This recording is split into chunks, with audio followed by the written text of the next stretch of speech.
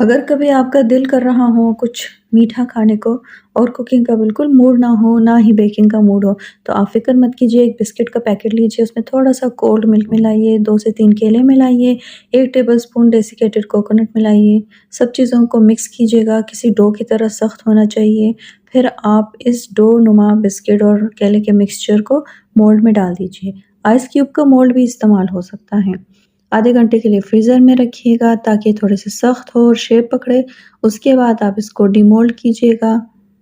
آپ ڈیسیکیٹڈ کوکونٹ اور چاکلیٹ چپ یا چاکلیٹ فلیکس سے اس کو گارنش کیجیے گا۔